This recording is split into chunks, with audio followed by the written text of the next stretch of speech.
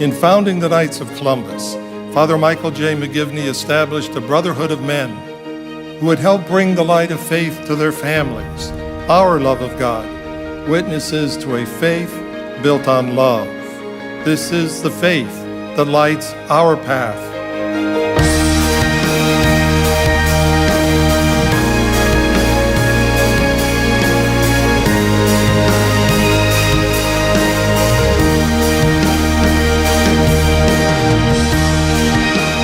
And so I am pleased to announce the theme of our 134th Supreme Convention, A Light to the Nations.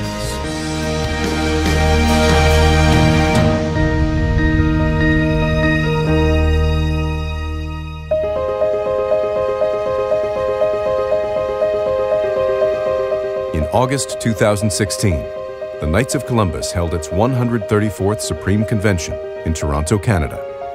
In attendance were Brother Knights and delegates representing all 50 United States and every province in Canada, as well as Mexico, the Philippines, Cuba, Poland, Ukraine, Lithuania, and South Korea, and for the first time, France. As we meet in Canada, we recall that this country was the first to which the Knights of Columbus expanded, just 15 years after our founding in New Haven. Canada has been key to both our order's expansion and to our faithful witness. The Knights of Columbus plays an extremely important role here in Canada. The Knights are always there to help those in need and to support the work of the parish in evangelization. They're a great blessing on the church. The Knights are just the muscle. They're just on the front lines of the church. I love them, I appreciate them, and to be here at the Supreme Convention of the Knights of Columbus reminds me, now they're an icon of the Church Universal. It's magic. Cardinal Thomas Collins of Toronto celebrated the opening Mass with 11 cardinals and more than 90 archbishops and bishops from around the world. We need to address courageously, with clarity and charity, the challenges of our secular world. The Knights of Columbus has a noble tradition of support for the family, upon we must constantly build. Our order is an anchor of strength in a stormy world, because our eyes are fixed on Jesus. Pope Francis sent an official greeting, urging the Knights to bring Christ's light to the world. Especially close to the Holy Father's heart in these days are the afflictions of our brothers and sisters in Christ throughout the world, suffering from poverty, injustice, exile, and increasingly violent persecution. He once more thanks the Knights for the strenuous efforts being made to defend their human rights and to provide for their needs. Pope Francis has said, to love God and neighbor is not something abstract, but something profoundly concrete. It means seeing in every person the face of the Lord to be served and to serve Him concretely. My brother Knights, we continue to be a stellar example of just such concrete service to our neighbor. For the 17th consecutive year, the Order set new records for charitable donations and volunteer hours around the globe. Knights increased their support for people with intellectual and physical disabilities, staffing more than 23,000 Special Olympic events. We're proud to be a part of Special Olympics just because it's such a great movement.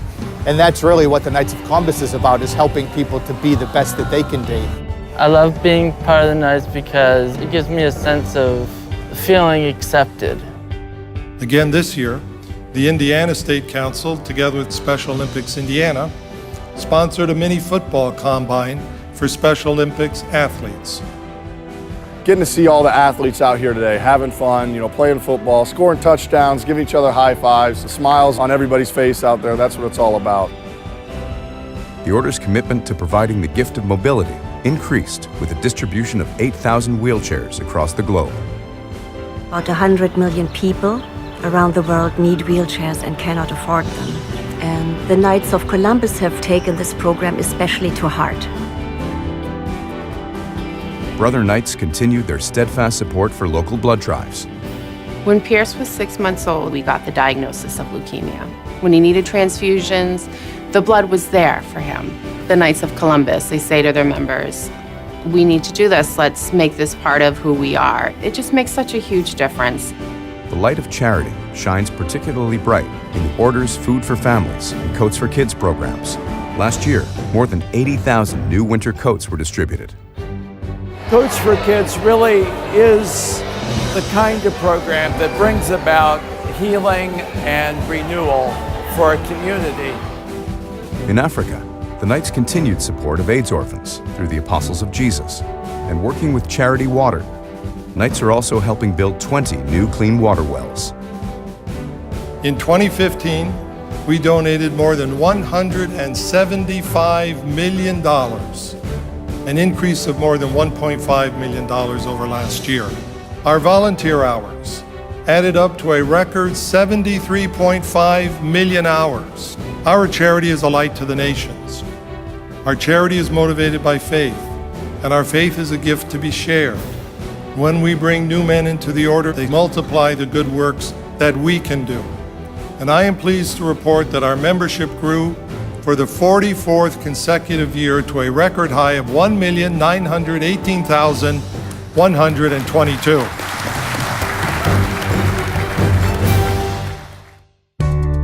Membership in the Knights of Columbus offers men the opportunity to become better husbands and fathers. The Order has begun a series of important initiatives to bring Christ's love and vitality into family life. More than 1.3 million people have participated in the new Holy Family Prayer Program. Last November, we announced another new initiative, Building the Domestic Church through Strengthening Our Parish. It combines two great traditions of the Knights of Columbus, building up Catholic family life and strengthening parish life.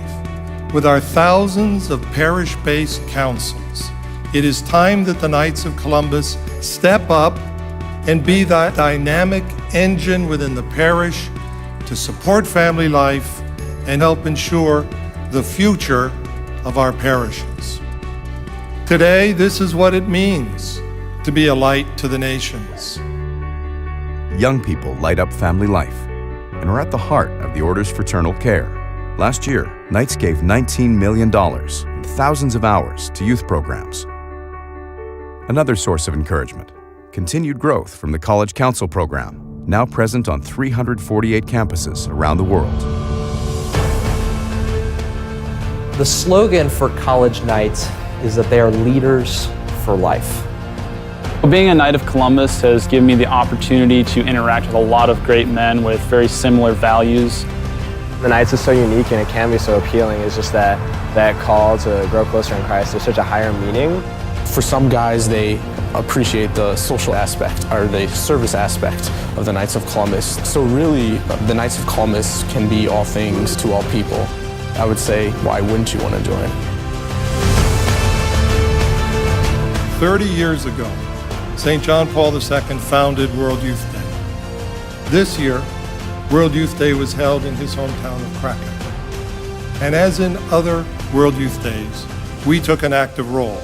We sponsored, this year, the Mercy Center, the premier location for the English-speaking pilgrims from around the world. More than 100,000 pilgrims benefited from the programs and speakers at our site. It was our thought that we would provide a place for the pilgrims to come to begin to ask those same questions and seek answers in the same way that a young Karol Wojtyła, who was their age, did here on the streets of Krakow. Jesus, you're my hope and stay. May all of you, filled with the wonderful enthusiasm of this moment, seeing everybody, hearing the singing, seeing the martyrs of the 20th century, don't rest in it, but go forth to transform the world.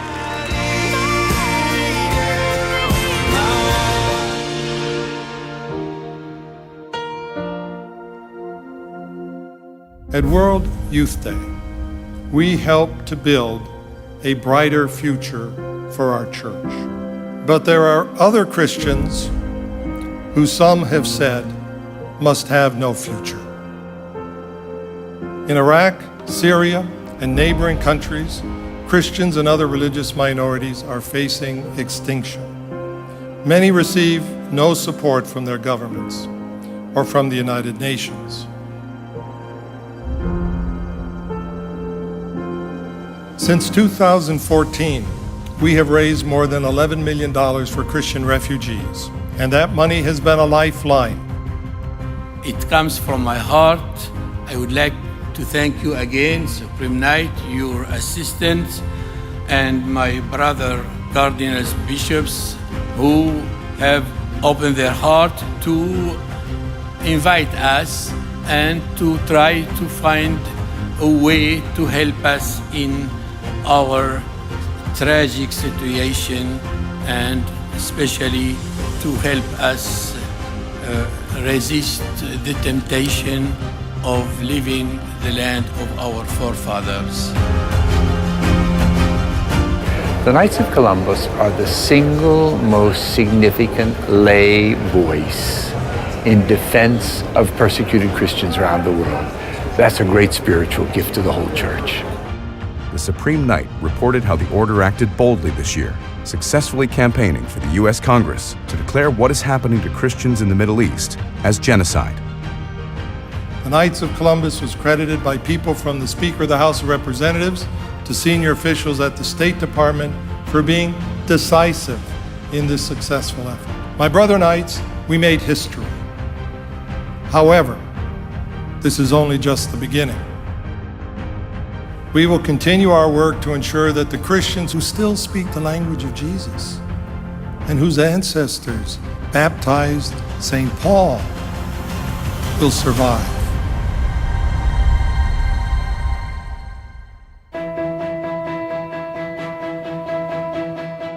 During Pope Francis's 2015 visit to the United States, more than 1,000 Knights served as volunteers at papal events, and the Order was a major financial sponsor for the World Meeting of Families in Philadelphia.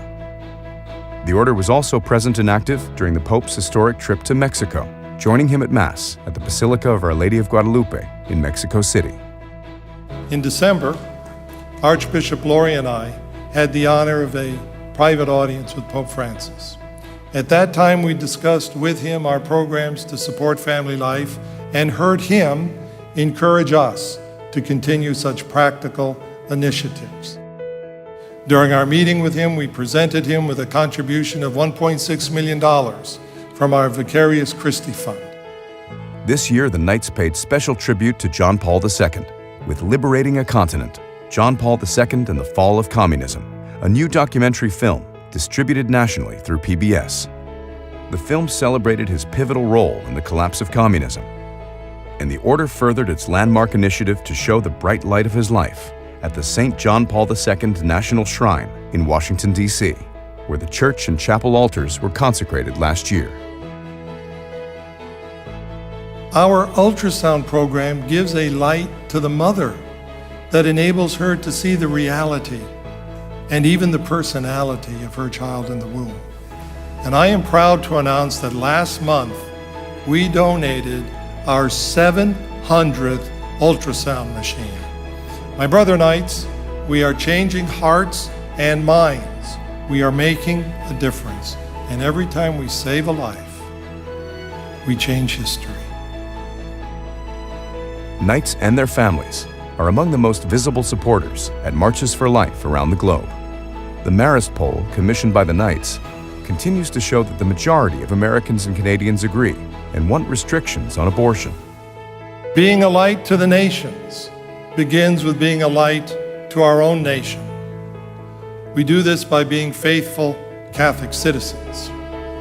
Faithful Catholics can build a new politics that is not satisfied with the status quo, but one that is dedicated to building up a new culture of life. We need to end the political manipulation of Catholic voters by abortion advocates. We will never succeed in building a culture of life if we continue to vote for politicians who support a culture of death.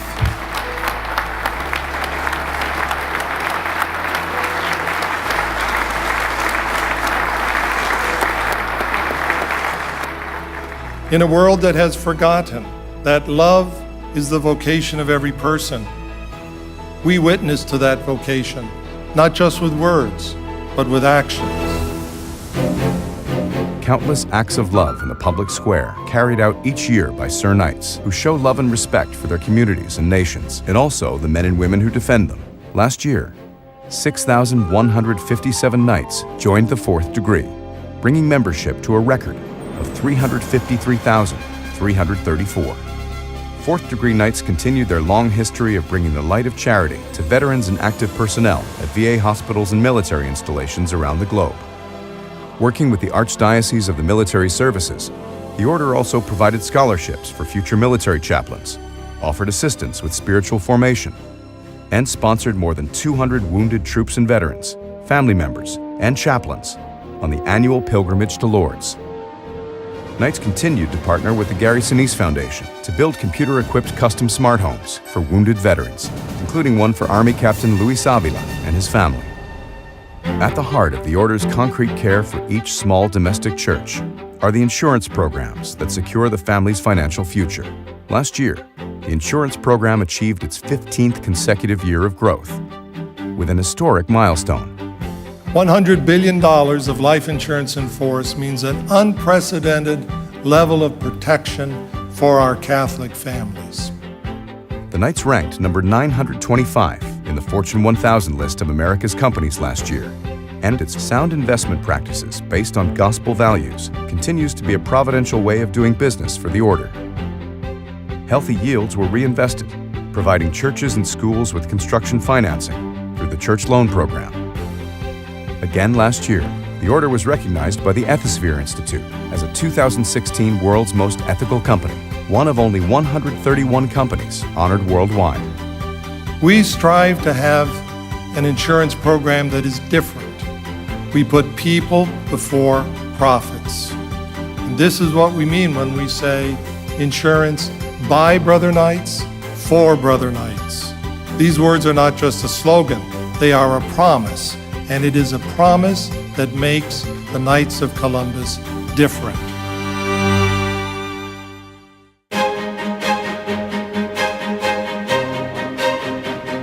On Tuesday evening, more than 2,000 Knights, delegates, their families, and guests celebrated together another banner year for the Order at the always festive States Dinner.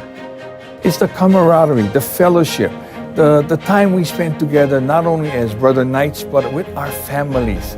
And I think that's what makes these conventions so unique and so wonderful. The Order was privileged to bestow its highest honor, the Gaudium et Spes Award, on the Little Sisters of the Poor for their heroic stand against government restrictions that sought to force them to sign a form that would have triggered contraception, sterilization, and abortifacient coverage in their employees' health plan. We're just very humbled and honored to be given this award. You know, we really didn't seek the limelight through this lawsuit, but we've stood up for the believers and stood up for religious liberty. These sisters could no more comply with coercive government mandates than could they abandon the poor, the elderly, and the dying. They have persevered through many court battles, all the way to the U.S. Supreme Court.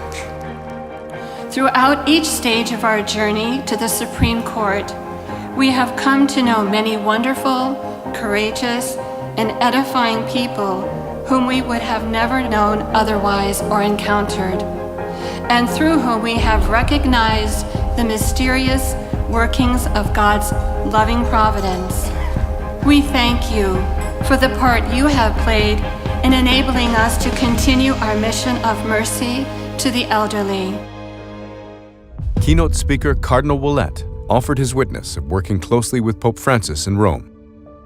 As a Jesuit superior, Pope Francis was involved in forming spiritual men for our time. Now, as Vicar of Christ, he is forming the entire Church in deeper charity, humility, mercy, and prayer. No change of the doctrine is proposed, but what is proposed is a new pastoral approach. more patient and respectful, more dialogical and merciful. On Wednesday, Cardinal Gerald Lacroix of Quebec celebrated a special votive Mass to highlight the Holy Year of Mercy. Cardinal Wuerl delivered an inspiring homily on the importance of carrying out the new evangelization. One way we can share our faith is to share that same monthly magazine, Columbia. I have found one way that I can make that an instrument of evangelization is after I've read it, I pass it on to some college student. That magazine serves two purposes: to enlighten them on what we believe, and it's also an invitation. At the annual awards session, the Supreme Council recognized the exceptional achievements of Knights being the light of the world. The 2016 International Family of the Year Award was presented to the Nowak family from Lebanon, Oregon. During the final business session of the convention, delegates adopted resolutions in defense of religious liberty, in solidarity with persecuted Christians, in support of a culture of marriage, in support of the Hyde Amendment and the culture of life, honoring the armed forces and a commitment to patriotism, for national healing and reconciliation, and honoring Mother Teresa on the occasion of her September 2016 canonization.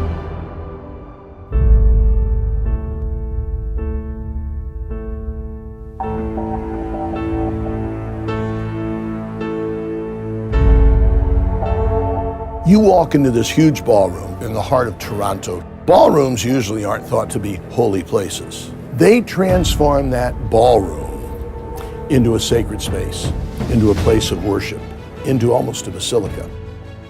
And I thought to myself, that's what the Knights of Columbus do all the time. They transform families, places of business, the public square.